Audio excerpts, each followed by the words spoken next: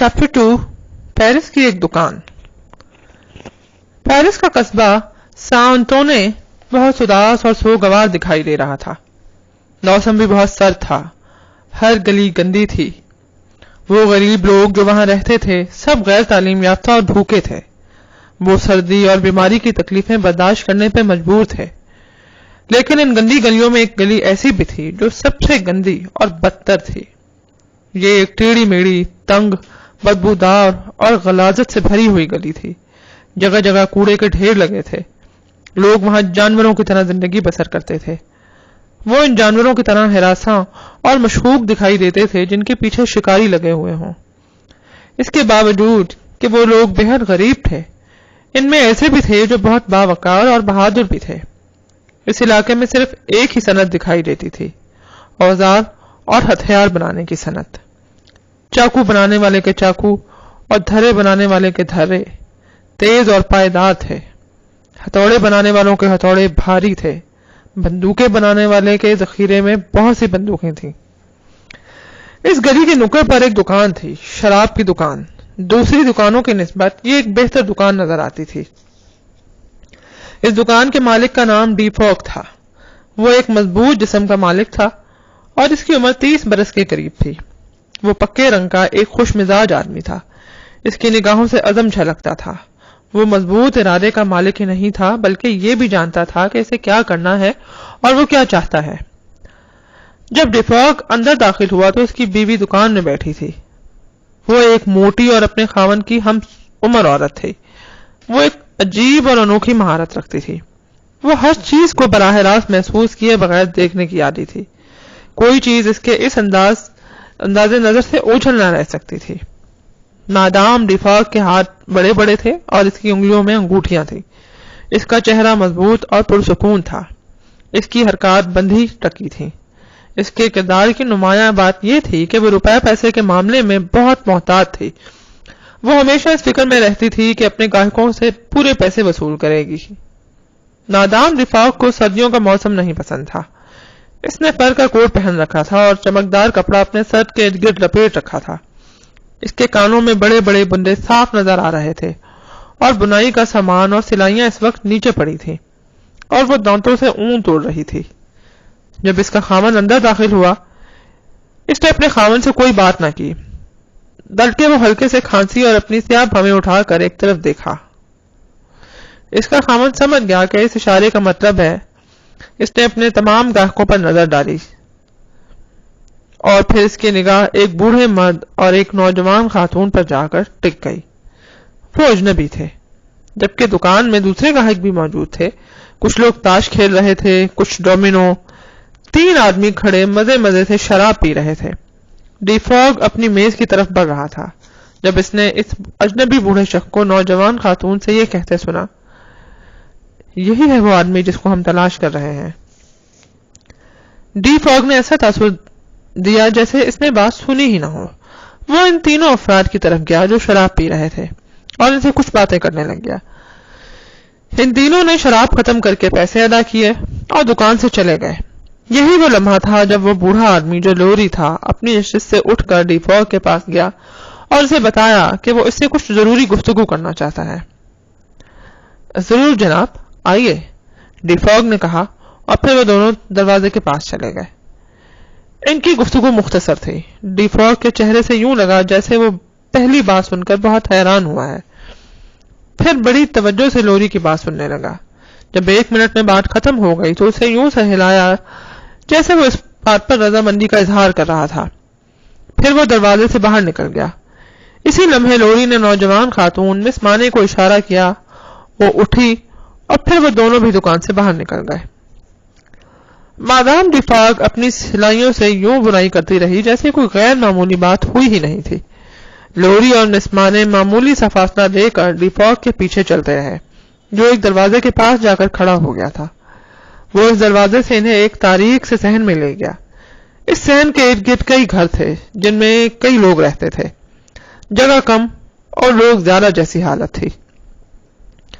وہ چلتے ہوئے ایک عمارت کے اندر داخل ہوئے جس کے اندر اندھیرا تھا، اور پھر اس نے ایک عجیب حرکت کی۔ تاریک سیڑھیوں کے پاس وہ اپنے آقا کی بیٹی کے سامنے جھکا اور اس کے ہاتھ پر بوسہ دیا۔ اس نے مس مانے کے ہاتھ کو شفقت یا نرمی سے نہیں بلکہ بڑے سخت انداز میں بوسہ دیا تھا۔ اس کا چہرہ جو جھکتے وقت قدرے نرم پڑ گیا تھا یکدم تبدیل ہو گیا۔ اب وہ ایک پراسرار، ناراض اور خطرناک آدمی کا چہرہ تھا۔ ڈی فوگ جب لڑکا تھا تو مس مانے کے والد ڈاکٹر مانے کے ملازموں میں ایک ملازم تھا۔ ڈی فوگ کے دل میں بڑی تلخیاں بھری تھی۔ اس کی بیوی کی بہن اس کی سالی کے ساتھ ایک امیر نواب نے بہت برا سلوک کیا تھا۔ جب اس کا بھائی اس ظالم نواب سے بدلہ لینے گیا تو اسے ہلاک کر دیا گیا۔ جب بھی اسے اپنے آقا ڈاکٹر کا خیال آتا تھا اسے فرانسیسی شرفاء اور عمرا کے مظالم یاد آ جاتے تھے۔ ڈاکٹر انہی کا ایک معصوم قیدی تھا اور مس مانے کا باپ۔ ڈاکٹر نہ صرف اپنی یادداشت کھو بیٹھا تھا بلکہ زندہ رہنے کی امنگ بھی۔ ڈاکٹر 18 برس تنہا قید خانے میں بند رہا تھا۔ ڈی فوگ اور اس کی بیوی کو عمرا، نوابوں اور شرفاء سے اتنی نفرت تھی کہ وہ ان کے خلاف ہمیشہ لڑتے رہنا چاہتے تھے۔ جب ڈاکٹر کو جیل سے رہائی ملی تو یہ ڈی فوگ اور اس کی بیوی ہی تھے جو ڈاکٹر کو اپنے پاس لے آئے اور اس کی دیکھ بھال کرتے تھے۔ انہوں نے اپنے کچھ دوستوں کو بھی جو عمرہ سے نفرت کرتے تھے ڈاکٹر کو دیکھنے کی اجازت دی تھی۔ ڈاکٹر کی حالت انتہائی خراب تھی اور اس کی خراب حالت کو دیکھ کر سب کے دلوں میں عمرہ اور حکمرانوں کے خلاف نفرت میں اضافہ ہو گیا تھا اور اب وہ سب انقلاب چاہتے تھے۔ لوری نے سوال پوچھ کر گفتگو کا آغاز کیا۔ کیا ڈاکٹر ہمیشہ اکیلا اور تنہا رہتا ہے؟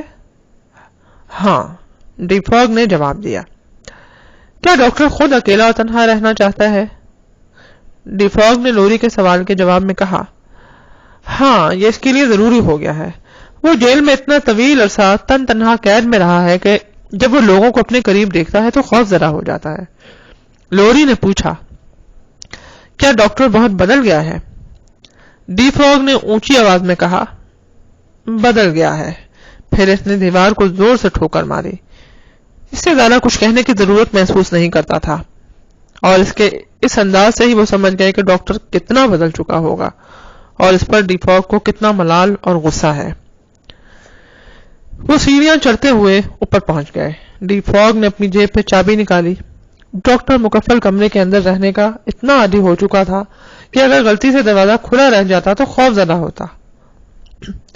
مس مانے کانپ رہی تھی۔ وہ اتنی خوفزدہ تھی کہ لوری کو اسے تسلی دینی پڑی۔ حوصلے سے کام لو نوجوان عورت، یہ سوچو کہ تمہاری وجہ سے اسے کتنا آرام مل سکے گا، تم اسے خوش و خرم رکھ سکو گی۔ ڈی فوگ نے تالا کھول کر دروازہ کھولا اور پہلے خود اکیلا اندر گیا، پھر اس نے انہیں اندر آنے کا اشارہ کیا۔ جب وہ اندر داخل ہو گئے تو اس نے دروازے کو اندر سے قفل لگا دیا۔ اس نے تالا لگاتے وقت چابی سے اونچی آواز پیدا کرنے کی کوشش کی تاکہ ڈاکٹر کو معلوم ہو سکے کہ کوئی اندر آیا ہے۔ پھر ڈی فوگ کمرے میں چلتا ہوا کھڑکی کے پاس گیا، وہاں جا کر رکا اور مڑ کر دیکھا۔ یہ چھوٹا سا کمرہ سٹور یا جلانے والی لکڑیوں کے ذخیرے کے لیے بنایا گیا تھا۔ کمرے میں گہرا اندھیرا تھا۔ وہ کھڑکی دراصل چھت میں ایک چھوٹے سوراخ کی طرح، چھوٹے دروازے کی طرح سے تھی۔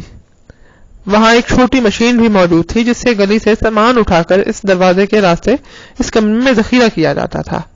یہ لکڑی کا دروازہ 2 حصوں میں تقسیم تھا۔ اس کا ایک پٹ بند رکھا جاتا تھا تاکہ خنکی اندر نہ آئے اور دوسرا پٹ بھی تھوڑا سا ہی کھولا جاتا تھا جس سے معمولی سی روشنی کمرے کے اندر داخل ہوتی تھی۔ یہ ناممکن تھا کہ اس کمرے میں اتنی گہری تاریکی میں کوئی شخص کام کر سکے۔ اس کے باوجود کمرے میں کوئی کام کر رہا تھا۔ چیپٹر 3 موچی کا کمرہ۔ کھڑکی کی طرف منہ کیے ایک سفید بالوں والے سر کا بوڑھا آدمی ایک نیچی نشست پر بیٹھا ہوا تھا۔ وہ آگے کو جھکا ہوا تھا اور بہت مصروف تھا۔ وہ جوتے بنا رہا تھا۔ ہیلو، ڈی فوگ نے اس کی طرف دیکھتے ہوئے کہا۔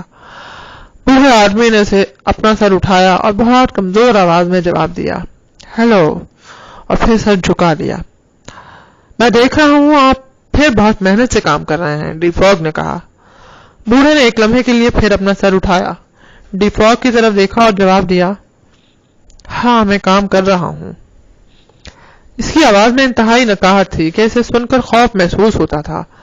وہ 18 برسوں تک تنہا اکیلا قید میں رہا تھا اور ان 18 برسوں میں اسے گفتگو کرنے کی مواقع شاذ و نادر ہی ملے تھے۔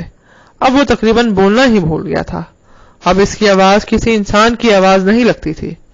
اس کی آواز میں نہ زندگی تھی نہ جذبات. یہ آواز اس کی اصل آواز کی ایک کمزور نقل تھی.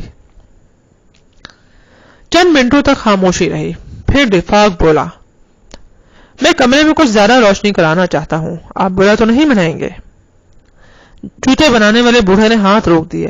اس نے اپنے ارد گرد فرش کو دیکھا اور نظریں اٹھا کر ڈیفاک سے بولا، تم نے کیا کہا؟ ڈیفاک نے اپنی بات دہرائی، اگر میں کمرے میں کچھ زیادہ روشنی کر دوں تو آپ برا تو نہیں منائیں گے؟ بوڑھے نے مزیدار جواب دیا، اگر تم ایسا کرنا چاہتے ہو تو میں تمہیں روک نہیں سکتا. ڈیفاک نے چھت کے دروازے کا ایک پٹ کھولا تو کمرے میں اچھی خاصی روشنی کے ساتھ سورج کی ایک لہر اندر آ گئی. اس روشنی میں انہوں نے دیکھا کہ بوڑھا ایک نامکمل جوتا ہاتھوں میں لیے بیٹھا ہے. اس کے پاس موچیوں کے کچھ اوزار، چمڑے کے ٹکڑے اور کترنیں بکھری ہوئی ہیں. اس کا چہرہ بہت ہی کمزور اور دبلا تھا اور اس کی داڑھی سفید تھی. ہاں، اس کی آنکھیں بہت چمکیلی تھیں. قدرت نے اسے بڑی بڑی آنکھیں عطا کی تھیں، لیکن اب وہ اپنی فطری جسامت سے بھی زیادہ بڑی دکھائی دیتی تھیں. اور یہ اس لیے بہت بڑی لگ رہی تھی کہ اس کا چہرہ بہت کمزور، پتلا اور دبلا تھا. اس کے رخسار اندر کو دھسے ہوئے تھے. اس کی بھویں ابھی تک سیاہ تھیں اور سفید بال بری طرح الجھے ہوئے تھے. اس نے کھلے گلے کی ایک پیلی قمیض پہن رکھی تھی. اس کا جسم پہلی نظر میں ہی بوڑھا اور کمزور دکھائی دیتا تھا. اس کا کوٹ، اس کی جرابیں اور جو کپڑے اس نے پہن رکھے تھے سب پھٹے ہوئے تھے اور مسلسل پہلے رہنے کی وجہ سے اپنی اصل رنگت کھو بیٹھے تھے. اپنی آنکھوں کو روشنی سے بچانے کے لیے اس نے ان کے آگے اپنا ہاتھ رکھ لیا. اس کے چہرے پر نہ جذبات تھے نہ کسی قسم کے تاثرات یا رد عمل. جب بھی ڈیفاک بات کرتا تو بوڑھا پہلے اپنے ارد گرد فرش کی طرف یا دوسری سمت دیکھتا. یوں لگتا تھا جیسے اسے یہ معلوم نہ ہو پاتا کہ آواز کس سمت سے آ رہی ہے. جب وہ خود بولنے کی کوشش کرتا تو پہلے ارد گرد دیکھتا، کچھ بولتا اور پھر بولنا بھول جاتا. کیا آپ آج جوتوں کا یہ جوڑا مکمل کرنے والے ہیں؟ ڈیفاک نے جب یہ بات کی تو لوری کو اشارہ کیا کہ وہ آگے آ جائے. کیا کہا تم نے؟ بوڑھے نے پوچھا. کیا آپ کا ارادہ ہے آج اس جوڑے کو مکمل کر لیں گے؟ بوڑھے نے جواب دیا، میرا تو ایسا کوئی ارادہ نہیں. شاید میں انہیں مکمل کر دوں، میں کچھ نہیں جانتا. اور پھر یوں لگا جیسے بوڑھے کو اپنا ادھورا کام یاد آ گیا ہو. وہ جھک کر کام کرنے لگا. لوری خاموشی سے آگے بڑھا. اس نے مس مانی کو دروازے کے پیچھے ہی کھڑا کر رکھا تھا. وہ جوتے بنانے والے بوڑھے کے پہلو میں کھڑا ہوا تو اس نے 1-2 منٹ کے بعد اس کی نظریں اٹھا کر دیکھا. وہ اپنے قریب کھڑے اجنبی کو دیکھ کر سراسیما سایہ پریشان نہ ہوا تھا. یہ صاحب آپ سے ملنے آئے ہیں، ڈیفاک نے کہا. کیا کہا تم نے؟ بوڑھے نے پوچھا. یہ آپ سے ملنے آئے ہیں. یہ ایک معزز شخص ہیں. انہیں وہ جوتے دکھائیے جو آپ بنا رہے ہیں. جناب، آپ یہ جوتے لے کر دیکھ لیں. لوری نے جوتے اٹھا لیے. ڈیفاک نے بوڑھے سے کہا، اس معزز ملاقاتی کو بتائیے کہ یہ جوتے کس قسم کے ہیں اور آپ کا کیا نام ہے. لمبی خاموشی. پھر بوڑھا بولا، میں بھول گیا کہ تم نے کیا کہا تھا. ڈیفاک نے اپنی بات دہرائی تو بوڑھا سن کر کہنے لگا، یہ ایک خاتون کے جوتے ہیں. یہ ایک نوجوان خاتون کے جوتے ہیں. آج کل ایسا ہی فیشن ہے.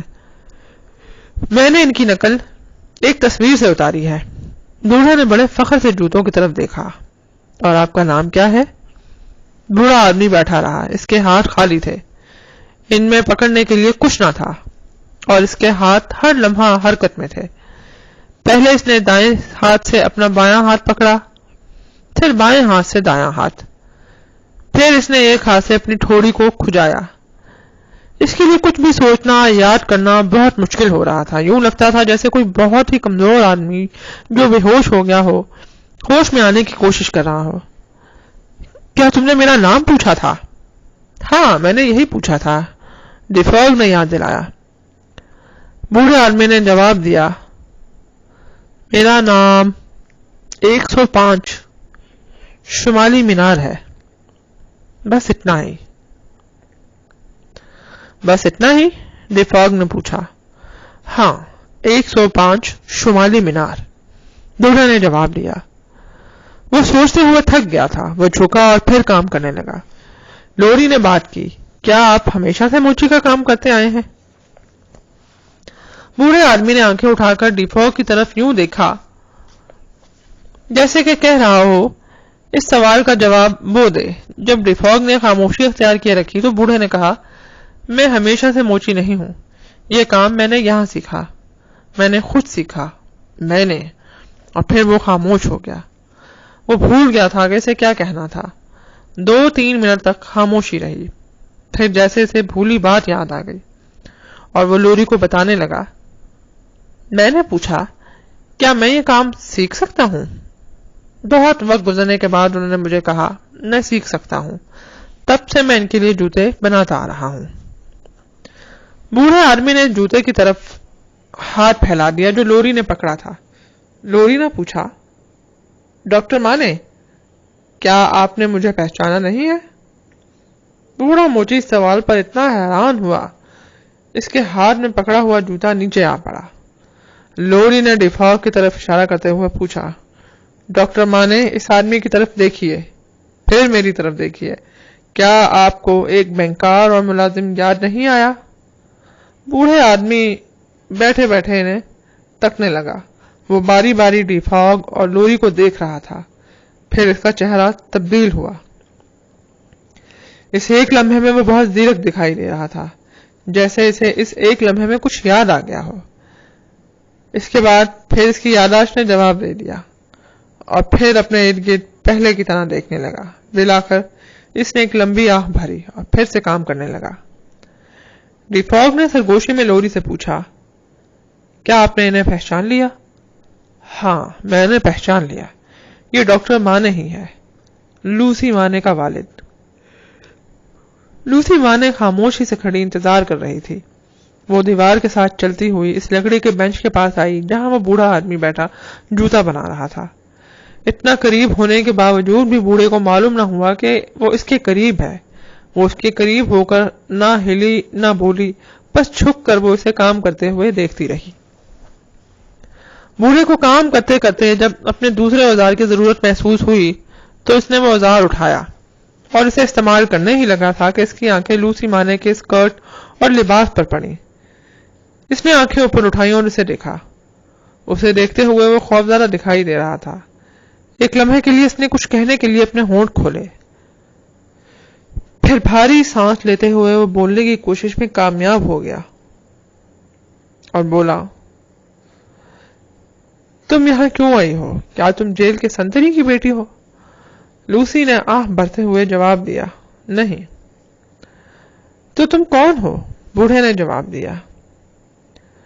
لوسی سے کوئی بات نہیں ہو رہی تھی، اس کے لیے لفظ زبان پر لانا مشکل ہو رہے تھے۔ وہ اس کے قریب اس کے بینچ پر بیٹھ گئی۔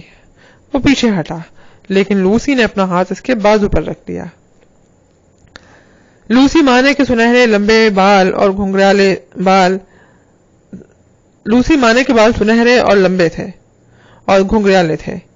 اس نے اپنے گھنگریالے بالوں کو پیچھے کی طرف جھٹکا دیا تو وہ کھل کر اس کی گردن تک آ گئے۔ بوڑھے نے آہستہ سے اپنا ہاتھ پھیلایا اور پھر بڑی نرمی سے لوسی کے کچھ بال پکڑے اور انہیں دیکھنے لگا۔ پھر وہ یکدم بھول گیا کہ وہ کیا کرنا چاہتا تھا۔ اس نے آہ بھری اور پھر جوتا بنانے لگا، لیکن وہ زیادہ دیر تک کام نہ کر سکا۔ لوسی نے آہستہ سے اپنا ہاتھ اٹھا کر اس کے کندھے پر رکھ دیا۔ وہ شک بھری نگاہوں سے کئی منٹوں تک اسے دیکھتا رہا، پھر اس نے جو اوزار اور جوتا پکڑ رکھا تھا اسے نیچے رکھ دیا، اپنا ہاتھ اپنی گردن کی طرف لے گیا اور ایک بہت ہی گندے ڈورے کو پکڑا۔ اس ڈورے کے ساتھ بندھے کپڑے کے ٹکڑے میں کچھ بندھا ہوا تھا۔ اس نے اسے اپنی انگلیوں سے کھولا، اس میں چند سنہرے بال بند تھے۔ بہت دیر وہ ان سنہرے بالوں میں اپنی انگلیاں پھیرتا رہا، پھر اس نے انہیں اسی کپڑے میں رکھ دیا۔ رک کر آہستہ آہستہ اس نے پھر لوسی کے بال اپنے ہاتھ میں لیے اور بولا، یہ ایک جیسے ہیں، یہ کیسے ہو سکتا ہے؟ یہ کیسے ہوا؟ کب کی بات ہے؟ یہ کہہ کر بوڑھے نے لوسی کا چہرہ روشنی میں کیا اور اسے غور سے دیکھنے لگا، پھر بولنے لگا آہستہ آہستہ، رک رک کر۔ اس رات اس نے میرے کندھے پر اپنا ہاتھ رکھا تھا۔ اس رات جب انہوں نے مجھے بتایا کہ میں ان کے ساتھ چلوں، وہ خوف زدہ تھی، لیکن میں خوفزدہ نہیں تھا۔ جب وہ مجھے شمالی ٹاور میں لے گئے تو یہ سنہرے بال میرے کندھے پر تھے۔ انہوں نے مجھے یہ بال اپنے پاس رکھنے کی اجازت دے دی تھی۔ وہ پھر خاموش ہو گیا۔ اس کے ہونٹ ساکت ہو گئے۔ پھر اس کے ہونٹ آواز کے بغیر ہلنے لگے۔ پھر کسی نہ کسی طرح وہ آواز کے ساتھ بولنے میں کامیاب ہو گیا، لیکن الفاظ بہت دھیمے اور آہستہ آہستہ منہ سے نکل رہے تھے۔ وہ لوسی کی طرف اچانک مڑا اور پوچھا، کیا ہوا تھا؟ کیا وہ تم تھی؟ دونوں آدمی ڈیفوگ اور لوری آگے بڑھ کر ان کے قریب ہوئے۔ انہیں خدشہ تھا کہ لوسی کہیں ڈر نہ جائے۔ بوڑھے نے لوسی کو کندھوں سے پکڑ لیا تھا اور وہ بالکل خوفزدہ نہیں تھی۔ اس نے قریب آنے والوں سے آہستہ سے کہا، حضرات آپ ہمارے قریب نہ آئیں پلیز، کوئی بات نہ کریں، کوئی حرکت نہ کریں۔ بوڑھے نے پوچھا، سنو یہ کس کی آواز تھی؟ پھر جانے سے کیا ہوا، اپنی بات کہہ کر اس نے لوسی کے کندھوں کو چھوڑ دیا۔ اس کے ہاتھ اپنے بالوں تک پہنچے اور وہ انہیں دیوانوں کی طرح نوچنے اور کھینچنے لگا۔ دیوانگی کا یہ دورہ آہستہ آہستہ ختم ہوا۔ پھر اس نے اس کپڑے کو جس میں بند بال رکھے تھے اٹھایا اور ڈوری کو اپنے گلے میں باندھنے کی کوشش کی، لیکن وہ لوسی کو بھی دیکھ رہا تھا اور اس نے بڑی اداسی سے اپنا سر ہلایا اور پھر مایوسی کے عالم میں بولنے لگا، نہیں، تم بہت نوجوان اور صحت مند ہو، وہ تم نہیں ہو سکتی ہو۔ دیکھو میں کیا ہو گیا ہوں، ہاں مجھے کیا ہو گیا ہے۔ یہ وہ ہاتھ نہیں رہے جنہیں وہ جانتی تھی، یہ چہرہ وہ نہیں رہا جسے وہ دیکھا کرتی تھی، یہ آواز، ہاں اس آواز کو اس نے کبھی نہیں سنا تھا، نہیں، وہ، اور ہاں وہ میں۔ کتنے برس بیت گئے۔ عذاب سے بھری سست رفتار اس شمالی ٹاور میں۔ اچھی لڑکی، تمہارا نام کیا ہے؟ بوڑھے کی بیٹی اس کی بات سن کر اس کے سامنے جھک گئی اور پھر اس نے اپنے ہاتھ بوڑھے کے سینے پر رکھ دیا۔ وہ کہنے لگی، جناب جلد ہی آپ کو میرا نام معلوم ہو جائے گا، آپ یہ بھی جان جائیں گے کہ میری ماں کون تھی اور میرا باپ کون ہے۔ آپ کو یہ بھی معلوم ہو جائے گا کہ مجھے کبھی یہ علم نہ ہوا تھا کہ ان کی زندگیاں کتنی دشوار تھیں، کتنی تکلیف دہ۔ میں آپ کو ابھی سب کچھ نہیں بتا سکتی، ہاں میں یہاں آپ کو کچھ نہیں بتا سکتی۔ اس وقت تو میں جو چاہتی ہوں وہ یہ ہے کہ آپ مجھے چھوئیں اور مجھے پیار کریں۔ لوسی نے ایک چھوٹی سی بچی کی طرح بوڑھے باپ کو پیار سے پکڑ لیا۔ اس کے لمبے لمبے سنہری بال بوڑھے کی سفید داڑھی پر بکھر گئے اور پھر وہ کہنے لگی، اگر میری آواز آپ کی بیوی کی آواز سے ملتی ہے، وہ آواز جو کبھی آپ کے کانوں کے لیے شہد بھری موسیقی کی طرح تھی، تو پھر اس کے لیے رو دیے، ہاں روئیے، ہاں اس کے لیے رو لیے۔ اگر میرے بال اس کے بالوں کی طرح ہیں تو اس سر کو یاد کیجئے جسے آپ محبت کرتے تھے اور اس کے لیے آنسو بہائیے، اور جب میں آپ کو اپنے ساتھ آپ کی بیٹی کی طرح لے جاؤں گی اور اس گھر کو دیکھ کر آپ کو اپنا گھر یاد آ جائے تو آنسو بہائیے گا، روئیے گا۔ پھر وہ دونوں رونے لگے۔ لوسی اس کے بازوؤں میں تھی، وہ دونوں زاروں قطار رو رہے تھے۔ کمرے میں موجود دونوں آدمی ڈی فاگ اور لوری اس منظر کو دیکھتے ہوئے شدید جذباتی ہو رہے تھے۔ وہ سوچ رہے تھے یہ منظر کتنا خوبصورت ہے اور کتنا ہولناک، اور ان مصائب اور مظالم کو یاد کر رہے تھے جو اس بوڑھے نے 58 برس تک برداشت کیے۔ کمرے میں خاموشی چھا گئی۔ وہ دونوں بوڑھے اور اس کی بیٹی کے پاس گئے اور انہیں فرش سے اٹھا کر، کیونکہ بوڑھا فرش پر گرا تو لوسی بھی اس کے ساتھ فرش پر لیٹ گئی۔ بوڑھا اتنا تھک چکا تھا کہ اس کے لیے زمین سے اٹھنا ناممکن ہو گیا تھا۔ بوڑھے کی بیٹی کے سنہری بال اس کے چہرے پر بکھرے ہوئے تھے اور اس کی روشنی سے خائف اور ناآشنا ہو جانے والی آنکھوں کو روشنی سے محفوظ کر رہے تھے۔ لوری، ڈیفاگ اور لوسی مانے نے فوراً فیصلہ کیا کہ بوڑھے کو پیرس سے دور لے جایا جائے۔ انہوں نے سفر کے لیے کاغذات تیار کیے، ایک گاڑی اور کچھ گھوڑوں کا انتظام کیا۔ ڈاکٹر مانے جیل کے 18 برسوں میں احکام ماننے کا اس حد تک عادی ہو چکا کہ وہ وہی کچھ کرنے لگا جو وہ اسے کہہ رہے تھے۔ اس سارے عمل میں اگر کچھ تاخیر ہوئی تو صرف ایک وجہ سے، جب وہ اسے اپنے ساتھ لے کر جانے لگے تو ڈاکٹر نے اپنے جوتے بنانے والے اوزاروں اور نامکمل جوتوں کے بارے میں پوچھا۔ انہوں نے اس کا یہ سامان اٹھا لیا۔ اس کے بعد وہ سفر پر روانہ ہو گئے۔ لندن، انگلستان میں نئی زندگی اور نیا گھر ان کی راہ دیکھ رہے تھے۔ سفر کے مرحلوں میں لوری نے اپنی پریشانی چھپا لی تھی، کیونکہ بار بار اسے یہ خیال آتا تھا کہ کیا بوڑھا ڈاکٹر مانے ٹھیک ہو سکے گا یا نہیں۔